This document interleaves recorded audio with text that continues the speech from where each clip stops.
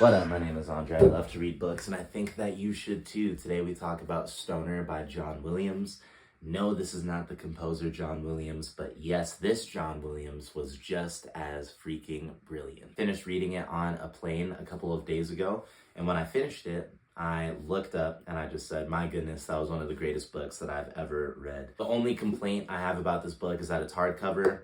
I don't like how hardcover feels in my hand after reading for a long time. That's just my gripe, but it looks good on a shelf. When you see this, you might think, what is Stoner? What is this about? Is this 420 friendly? Because it kind of looks psychedelic. Kind of looks like an Alt-J album cover a little bit. It's called Stoner because it's based off of a man named William Stoner, who was born in 1891. He was born to a poor farmer family who they decided to send William to the University of Missouri so that he could go major in agriculture and then come back and then help them out on the farm. During his sophomore year, he started to attend an English class, which is necessary for his degree, and he completely switched his life around because he decided to pursue English instead of agriculture. I want you to stay with me here because I know that you're hearing what I saw in the description and said, what could be so interesting about a poor farmer boy going off to pursue education and living his life?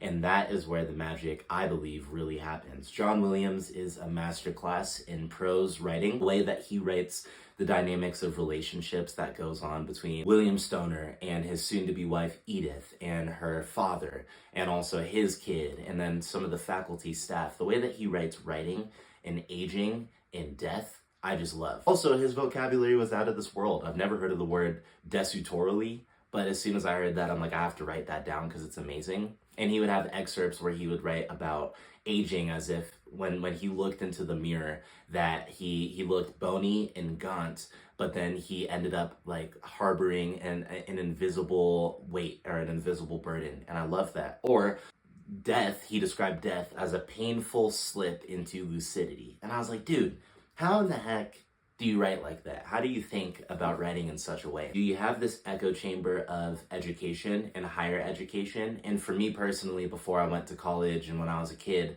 the way that I imagined college was the depictions of, Fresh Prince of Bel-Air or Dead Poets Society, where you see these really intelligent conversations happening. You see people who disagree coming together to discuss and to orate. It really shows the importance of education, disagreement, and pushing yourself beyond your means. We also have the impact of the outside world that is happening, World War I, World War II, Civil War, as well as the Great Depression. Those are kind of little pressures that are happening, but then we are involved in the echo chamber of agriculture and college and marriage and failure, all these things. Here's what was really impressive to me about the book as well, is that in the first page, it describes what I believe would be a lot of an American's nightmare. And what I mean by that is it says about William Stoner that he was a man who didn't rise above the ranks of his contemporaries, and he also didn't fall below. He lived a steady life. He was loved by some of the members of the faculty, some of his friends, and some of his family, and then he was forgotten.